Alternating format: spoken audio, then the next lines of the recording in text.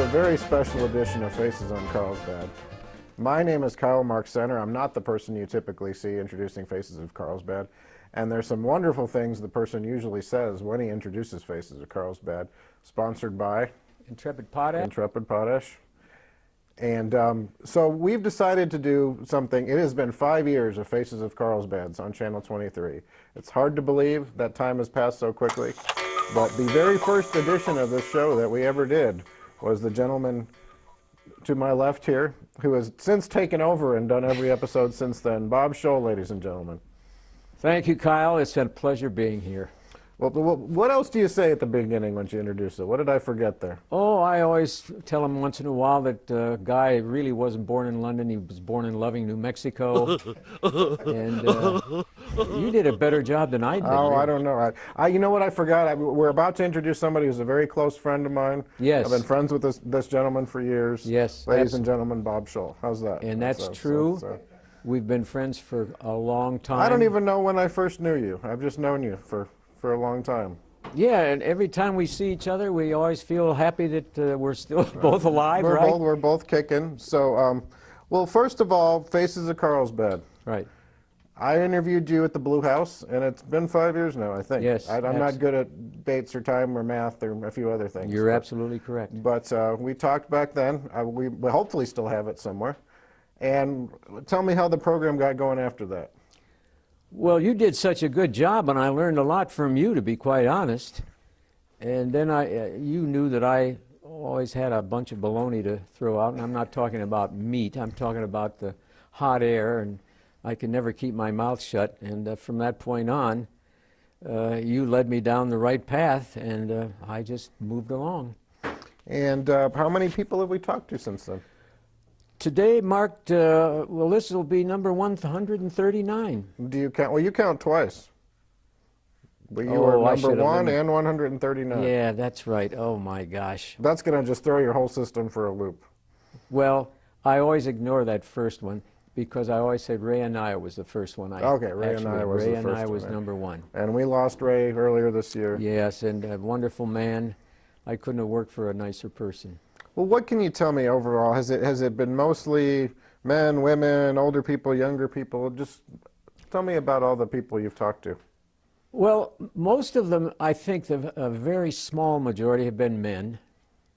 It's not because I prefer interviewing a man, it's just that the women seem to be shyer. And you know, for example, a while back we interviewed this lovely lady who works at this place, and she was very shy until we got her on, and she came through beautifully. And you have to bring these women out. They're so shy most of the time. Every so often you get one who isn't. But once they start, it moves along like Old Man River, you know, just smooth as can be. Well, I agree with a lot of your female interviewees, and having a camera pointing at you it takes a little while to forget about that camera right there. Yeah, it does. Yeah. But well, tell me, Ray Anaya was the first one after you, and who were some other people in those early years you talked to? Well, one was Lynn Pitcaithley. We did, I think we did her once upon a time, and we've interviewed a couple of police officers, and I don't want to mention names because I'll forget. I don't want to hurt somebody's feeling by mentioning the wrong one. And let's see, Cheryl Cantwell, and I don't know if you knew Cheryl's husband, Dick Cantwell. Yes, I did. He was a wonderful man, and he'd come by the house every day, and he would ask, hey, do you want to go down to, in the old days at Walmart, they had a coffee shop in there that was run by a special outfit. And I think it was run by Walmart in those days. And we'd go down and I'd have a cappuccino and he'd have a cup of coffee. We did this every day. And gosh, there were so many. Well, you interviewed my daughter's preschool teacher, a gentleman by the name of Irvy Ornelas. Oh, Irvy was wonderful. He was so excited about that. He still tells me thank you for Irvy that. was one of the most interesting persons that I've ever interviewed, Kyle, because he loved to talk. He's a neat guy. And you've had at least a couple kids on there, because I remember there was a Winnie Keller, a young lady who gives up her birthday party every year to help other people in need? Oh, what a doll she was. And to save your money and not spend it on yourself, but to give it to somebody that you know is ill and needs help. Now, she's probably all grown up by now. We should bring her back We're and going see to have what to she's bring her up to. back, yeah, because she was just wonderful, and she really impressed me. And then we interviewed a very, very lovely lady.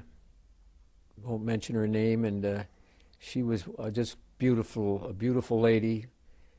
And she passed away a couple years I ago, remember and that. I that was a remember sad one. And it's always sad to lose people. The youngest one we ever interviewed was 8 years old. 8 year old. When that was the one we were just talking about? Yes. And the oldest one we ever interviewed was 100 years old. Between ages 8 and 100 8 and are 100. eligible, huh? And I remember one time, I won't mention this too often because we don't want to get people upset, but that famous cameraman we work with, Well, he specifically said that we were under orders not to mention him. oh, we won't mention him. Well, we But can mention him in general, but He not by even name. interviewed, I went in the back one day behind the Cat's Meow, and I was feeding cats, and he even interviewed one of those cats. He interviewed one of the cats. Yeah. Now, how many men can interview a cat and get a response from the cat? Well, one of my favorite, I don't know if it was the Faces of Carlsbad or was another one, but you guys walked all over town to find a guy who works on boots. Yes. Tell me about that one. I got lost. I thought we were looking for the guy in the library, and the librarian basically told me to get out and get lost. Well, that's not very nice since you're on the librarian's board. I know, but they're used to me. That's why Okay, they told tell me you to to get shut out. up and get Yeah. lost. And then I looked into City Hall, and I said, no, this can't be the place. And we walked down to a woman's place where where the ladies get all spiffed up and nails fixed and all that. And the lady looked at me and she said, I'm sorry, sir, but I think you're in the wrong place. And eventually, after about 20 minutes or so, we hit the right boot store.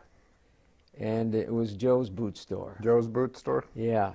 And he had new young people working in there with him. And it was really nice. And it really attracted Guy, who was with me that day, because he had a shoe problem with his one shoe, and Joe said he could fix it for him. I thought that was nice. Well, that is good, because I went into a shoe store once, and I handed them the shoe and said, can you fix this? And they said, we'll fix it all right. And they took it and they put it in the trash can and said, that shoe, you need to buy a new shoe. Did you really do that? That was wonderful. That was it. Yeah. That shoe was well beyond repair. But I'm glad Joe was able to fix Guy's boot. Oh, he did a good job, yeah. And let's see, you've talked to some people who've done cartoon animations, you've talked to sheriffs. Yes, we have. We talked to our new police chief, who at one time was the sheriff of Carlsbad. Mr. Waller. Mr. Waller, and he was very nice to interview, very deep-thinking person, and I think Carlsbad's going to be in excellent shape as long as he stays on that job, because he's already winning friends and influencing people. We've interviewed Tony Baca. Tony Baca, yeah. During another outstanding police officer who was always basically the creator of this spring fling that we have. That's coming up. That's coming up shortly. Now, this will be airing before and after that, but it's coming up for us right now. Yeah, right, So- and we're looking forward to it. And I interviewed a couple of people from the public library, and you and I are involved with that library. We are on the library board. We're on the library board. We were just talking before we started that the first meeting I came to, you and I voted in a different directions on one vote, but ever since then we've agreed about Yeah, we've everything. agreed. We shook hands and said, from now on, we'll Those stick library together. board meetings can get pretty heated apparently. I didn't know that, but we had a rough one there the first day. I thought, what have I gotten myself into? But ever since then it's been smooth sailing. It's a very beautiful library. They're doing some nice things to the yard out there in front of it. The Arts Committee is doing some good work there. I used to go in that library every day. Well, I still do, but the floors were different and my shoes squeaked. You could hear them all over the library, and the people would look around at me like, why doesn't he take those shoes off? Well, now they've got carpeting in there, and they don't hear the shoes Yeah, squeaking. you can sneak up on people. Yeah, and they're really glad that they put carpeting in to shut my shoes off, you know? It was the Shut Bob Shoes Off That's vote right. there. Well, I did want to get into that subject a little bit off of Faces of Carlsbad. I think people who don't know you from Faces of Carlsbad, probably you either taught them in Carlsbad, or they've seen you in some plays around town, or they see you walking around everywhere. So tell me about when you started walking every place and how often you walk and so forth. Well, Kyle, I walked, I guess for the last 20 years, I've walked 2 to 5 miles a day. And not because I had to go someplace, but because I just like to walk. I think it's good for your health. And when I see so many people not getting around on their own feet, but even if they want to go to a grocery store that's only maybe a block away, they'll get in the car, and it bothers me. And it's none of my business, but it still bothers me. And then I gave up eating meat about 14 years ago when I was in the Court Cafe, which we already would meet every Thursday, a group of us, Dick Fielder and let's see, Danny Chavez and Gary Hardesty and some of the friends, and we've interviewed a couple of them on our show. And I was eating a meat sandwich, and I thought to myself, wait a minute, I love animals. Why am I doing this? So I put the sandwich down, and I never touched meat again. So I stick with vegetables, fruit, and a lot of exercise. And another thing, Kyle, I only eat 2 meals a day. I eat a good breakfast, and I'll eat lunch maybe 3 or 4 in the afternoon. And that's it. And your wife is okay with that? She doesn't say, "Hey, Bob, when's dinner?" Or No, she knows I'm a lousy cook. I couldn't cook anything. The only thing I do well, I can make a hot cup of tea. oh, good. That's a Yeah, start. yeah. You'll be okay if you ever go to London. Well, and I've been to London. have? I Yeah, like yeah. London. In fact, that was one of my favorite cities, and I'll tell you why, Kyle. I'm a great fan of mysteries. And in my estimation, Sir Arthur Conan Doyle was one of the finest mystery writers of all time, with Sherlock Holmes and Dr. Watson. And I went to London, and Charles Dickens was another one of my favorites, although some of his books are very difficult to get through, but the good ones are really excellent. So when I went to London, I went to 223 Baker Street in London to look up where Sherlock Holmes lived. And I got down there and found out there was no there's a Baker Street, but the building's not there. Yeah. And I went back and talked to a lady, and she said, no, Sherlock Holmes left a long time ago. In other words, get lost, buddy. But She said that a few other times. Yeah. You got that feeling. But I went to where Charles Dickens did some of his writings, and I can't remember the street anymore, but I went up into his home in that area. It was an apartment. And I was really thrilled to sit there and for a few minutes or stand there and look at where his desk where he wrote. You couldn't get near any of this, but it was really quite an experience. And the other thing I liked about London was you could go to any one of those stations, Waterloo Station, you name it, and Victoria Street Station. You could go in any direction in England, and I loved that. And my best trip, I guess, was going from London to the station, which will pop in my head tonight when I get home, out to Devonshire and that Cornwall area of southwestern England, where Sherlock Holmes and the Hound of the Baskervilles, that's one of my favorite stories of all time. Right. And I went out there to the moors, and in the distance I could hear a dog growling. And I thought, am I hearing things? And my wife said, I think you need to sit down and rest. But anyway, I love that. I loved England. Yeah. Scotland is another country, Wales, and Ireland, of course. Yeah. And I've in watching it, because I watch all your shows Oh. as I'm putting them up on the station, and I know you've talked to some people about Ireland, and you like asking people about where they've traveled and how Yeah. they've done it and everything, and so you guys have had shared some pretty neat stories about travel. One of your recent interviews is one of my favorite people in Carlsbad, Manny Bemis, Oh, wonderful. and lady. she just finished a baton walk. I don't know if you followed what she did there, but she trained and she went out, and every year in Alamogordo they do it's almost a marathon walk where they walk all day to, remind themselves of what people went through there.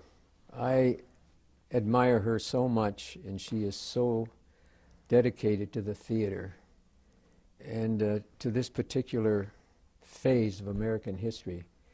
And a while back we had that wonderful get-together with Joe Epstein, and we've interviewed Joe, terrific guy to interview, and it talked about the Bataan Death March, and the movie was put on over there, and I thought the lady did a wonderful job in producing it. But it brought back memories to me when I was in the Army of Occupation of Japan in 1946, 47, and we had 2 dogs in our office. We were in the ordnance department on the north side of Tokyo, and every time an American would come in, both dogs would run over to them and wag their tail and want to be petted. But when a Japanese would come in, the baby would run over wagging her tail, but the mother would stand there and growl because she came up with American troops through the Philippines. Daisy was her name. And I felt so sorry because the Japanese who came into our office were very nice people. And I thought, my goodness, but they don't forget. And it's very difficult to shake off those things. But you look back, Kyle, to many of the things that have gone wrong in the world, and every country can be blamed for something. Sure, sure. And just look at the way we treated our Native Americans in the early days. And there was no excuse for that. And I don't know, I just hate to bring up all the negative things. We ought to sit down and talk things out. That's the way to solve things. Well, what do you do when people believe so strongly about what they believe in, whatever it is, politics, you name it, that they get tunnel vision and there's no getting outside of? They've made up their mind, and by golly, that's it. And you have somebody else who's made up their mind, and by golly, that's it. And you have to get them to work together somehow. I get between them and I'll say nice things about one guy, and then I'll say nice things about the other guy, and I'll say, now, why don't you just shake hands and let's go in a different direction. And then I'll bring in my tunnel vision. That always starts. You've got, we all have it. Yeah, we can't exclude ourselves no, from it. not at all. We Not make at up all. our minds, but it's tough. People are tough. Are tough sells sometimes to get them to step back and Yeah, absolutely. and look at the world. Well, what about theater right now? Are you taking a break on that, or are you busy in that, or? Well, the last play I did was a year or so ago, and it was called, I've already forgot it, but anyway, I had no lines in the play. That's the best kind of. And I was sitting there eating breakfast, oatmeal, with the woman who was playing my wife, Lori Alasovich. Mm-hmm. And Did we put Lori on? Has Lori been a? No, but we should get her Okay, on. well, go ahead. I'm Yeah. sorry, I interrupted. Anyway, she was reading a letter from my so-called sister. And I'll talk about a sister in a minute. But anyway, and I'm going, and I can't stand the woman, my sister. Yeah. And every time she says something, I look up and shake my head, and the people they chuckled out there. And I would take a mouthful of oatmeal. And then finally she got to the point where, oh, Bud, your sister's coming to visit us. And suddenly I have a heart attack and my face falls into the oatmeal. Oh, no. And she pulls me out and she says, Bud, are you all right? And there's oatmeal all over my face. And that's how the first scene ended. And would you know, one guy clapped when I died? Yeah. One of It wasn't that guy who was on the radio show with you from a few years Yes, ago, I'm was it? afraid so. It No. wasn't. That was. Yeah, right. But that was my last play. I still sell tickets out there. Yeah, But yeah. the play. So was it real oatmeal? Yeah, it was real oatmeal. So five showings, you had to douse yourself in oatmeal. Oatmeal. And I told him that's the best oatmeal I've eaten in a long time. Well, tell me about what about theater appeals to you? What's gotten you involved in that over the years? Two wonderful people got me involved in it. Well, when I was in high school, my senior year, I was in a play called Summertime or Summer Place or something like that. It wasn't a movie Summer Place, but it was Spring Fever. That's what it was. And I liked it, enjoyed it. And then when I went on to College Northwestern, I said hello to him, and he nodded. William Daniel, who's played in many movies. And then came out here to Carlsbad, and one year, Lynn Pitcatley said, look, we need somebody to play one of my sons in one of those elaborate plays out here. And I said, well, I haven't been in one in many years. And she said, well, come out and try it. So she and Dr. Brian Taylor got me involved in the theater. Okay. And it was a wonderful experience, and I played her middle son, and she played the queen. He played the king. And she said she came near to death one night, though, when I was so angry in the play. This is part of the line, that I put the sword right up to her neck. And she said she was afraid I was going to push it through. That's how angry I was. And she said, your acting is good, but don't overact, especially with a knife in my throat. Right. So, but I give those two credit for this. Wonderful, wonderful. And sometimes Dr. Taylor got even with me. I remember one of the plays I played a detective, and there was a murder that happened in their house. And they were married in this particular production. And I'm walking back and forth, and I'm saying, yes, so we've had a murder committed here. And suddenly, the fear of an audience, you forget your lines. And I forgot my lines. And I walked back 3 or 4 times, repeating there's been a murder here. And everybody's sitting there wondering, yeah, there's the body's up there. And Dr. Taylor finally said, oh, yes, by the way, what about, you were going to ask me about, and I said, that's it, yes. And then it got me back on the right track. Right. But it's frightening. But the acting, I enjoyed the acting with a lot of wonderful people. And we've had a lot of wonderful people in the theater.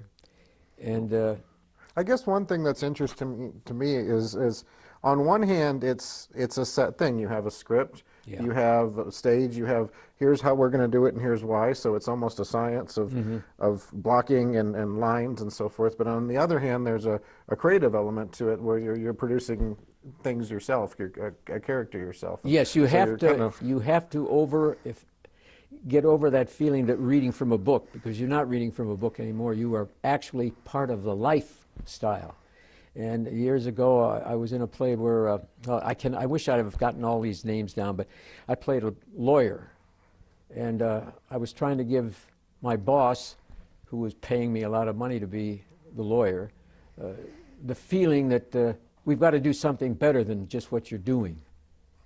And I went up the stairs, and I kept saying, don't forget that. But you know, if you're going upstairs reading a book, you say, don't forget that. No, you can't do that in front of an audience. You've got to put emotion into it. And that's what I always try to do. And then later on, I became a director. And that was interesting because most of the people that you direct will follow directions. But one time, one of the actors didn't like what was going on, and he started telling a female actress what it was all about. And I said, excuse me, sir, I'm directing, you're the actor, I'll take care of her. And then it's a completely different change. But believe it or not, most of them accepted it without too many arguments, and our friendship continued.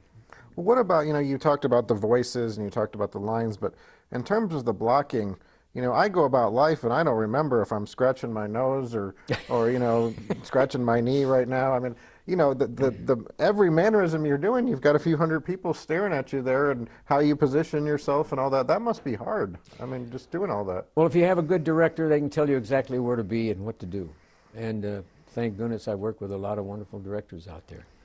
A couple of them were a little on the tough side. Some of them were too easy, and you can't be too easy if you're directing a play. Although my wife directs plays now, and she has better rapport with the actors than I did. She's nicer to them, and I wish I could have been sometimes, but it didn't work out all the time. Right. Well, everybody has their own style, I'm Yeah, sure. So. everybody does. And we've gone I could go back and forth and talk about teaching and all your time in Carlsbad, but I think we may have done that the first time. I can't remember because I don't have a good memory. No, I remember you asked me about when I was growing up, and I mentioned the fact that I was very honored one year in New Jersey when I was down there. 2 things happened while I was in New Jersey. My grandparents lived there, and my grandmother was a very strict woman. And one day we were sitting at her table, and I was talking to one of my cousins, and all of a sudden she hit me with a wooden handle and said, children are to be seen and not heard. And there were 3 things actually. The second thing was I went down to the railroad tracks. The Susquehanna Railroad was in there, and I loved trains, and I was watching them switch some of the passenger cars around. And a couple of months later, I bought up Railroad Magazine and found out there was a photographer behind me who took my picture. I didn't even know there was anybody there, so I was in this magazine. Yeah, yeah. And then Nowadays, you'd be on the internet. Yeah, and on the third exciting thing was I heard this strange noise in the sky, and I think I might have mentioned this before, and it was the Hindenburg Zeppelin coming in the year before she crashed. Wow. And I saw her above. They would come across New York City and northern New Jersey and then head south to Lakehurst. And it was one of the I do strangest- remember talking Yes, about that. it was a beautiful sight. Now, do we have some people down the road planned for Faces of Carlsbad? Do we have a targets that we're going for? Or? Well, I'm trying to shoot for some more ladies who are still bashful. So bashful ladies. Yes, So calling all bashful ladies if you're we out want there. to call all the bashful ladies possible because we need them. And then we've got a couple of men that are still out there that we're going to have to get a hold of. And they're not so bashful, but they're always busy. You know, Yeah, well. they're busy like you. You're so busy. It's Busy's good. Busy's a good That's thing. a good thing, though. But we'd like to get some more ladies. Well, you And mentioned- no age group too. Any Yeah, age well, group. we need to get some more younger people, Yeah. some kids and so forth. I've wanted for some time. We have a baseball coach who's a friend of mine. I think you'd really like him, named Cody May, and I think we should try to get him sometime on here. Let's get him. Yes. Get him, and then have we ever put our mutual friend Julia on here? Has she been a guest? Julia. Julia Williams, Yes, Julia. Julia's was on. been on yes. here. Wonderful. My sister. your sister, Yes. exactly. She adopted me. You know, I am with you. She's one of the best people in Carlsbad. She's wonderful. Well, what have you gotten what have you learned from this? And I know that's a trite statement to make, but tell me what have you learned more about from doing all these Faces of Carlsbad? Number one, don't be afraid of being in front of a camera. Number two, meeting some very, very wonderful people. And I'm referring to Guy and you in particular, because you two guys have been the mainspring of this organization, Channel 23. Number three, delightful individuals, even those that come up to you and say, you've got a face that could scare a chicken. But there was another guy the other night, it was really funny. I was over in Hobbs and he stopped me and he said, "Excuse me, but don't I see you on Channel 23 in Carlsbad?" And I said, "Yes." He said, "Could I have your autograph?" And I said, "You don't want to waste your time with my autograph." And he smiled and he said, "Well, it's nice meeting you." And he patted me on the back and went on his way.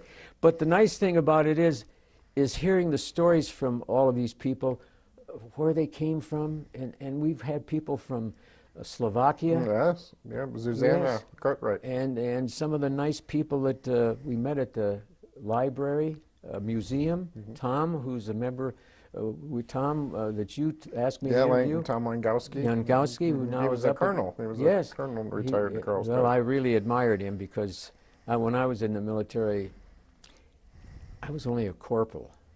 And he that got just, further than you. yeah, he made it all the way up.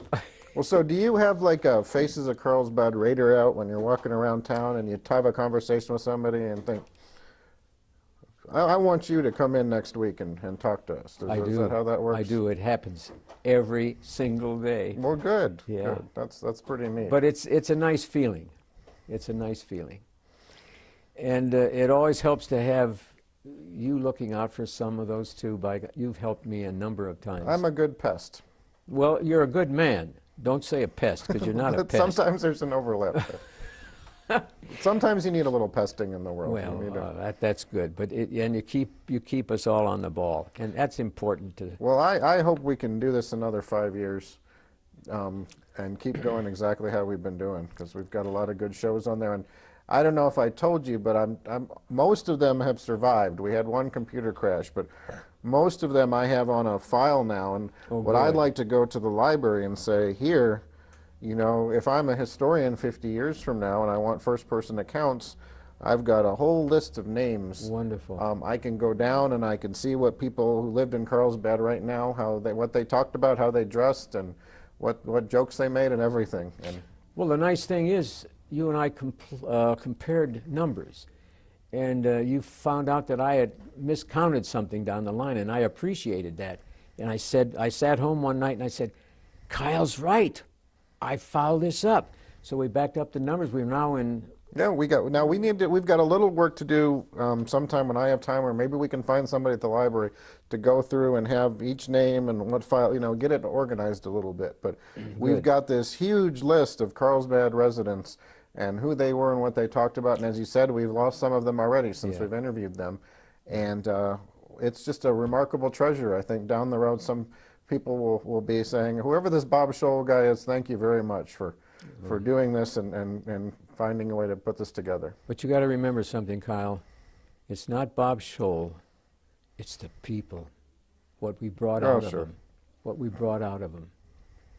And the guys behind the camera, like you and Guy, you never take bows. And here I am wasting all these people's time, and you're the brains behind the outfit, and I give you guys full credit for this. Wasting time, we had a gentleman we've interviewed very recently who showed up for his interview 3 times, I think, in one day because he wanted to make sure he had the opportunity to tell his story. Yes. So I think we've got some, I don't think he thought we were wasting his time. I think he was pretty excited about it. So. Well, yeah, I that was wonderful. It's wonderful to meet people like that. And we've met so many good ones. And we're going to keep our eyes out all along the line. Who would make a good person to interview? Well, I'm sure that most of the people in this city would make a good interview. And I think back, not people just who are in the police department, because we've done a number of them, the sheriff's department, the library. You got the fire chief, the Rick music. Lopez? You've Yes, we done got him? Ray Lopez, yeah. We've done Ray. And we've done, we've got to get out with some of the people who are forgotten people. People that nobody even knows, and we've done I think you guys have done a remarkable job lining up some of these people. Got some neat. Well, Bob, there's a part of this show at the end that's a closing, and I'm not going to do it justice. So I'm going to, if you would not mind to sign off for us on this episode, as you always do, I would really appreciate it. But I thanks you for your being our surprise guest on this very special edition of Faces of Carlsbad. It was a surprise, too, because you guys came in and said, oh, we've got a surprise guest coming in. I said, well, who is it? And they said, you will find out sooner or later. But anyway, on behalf of all of us here,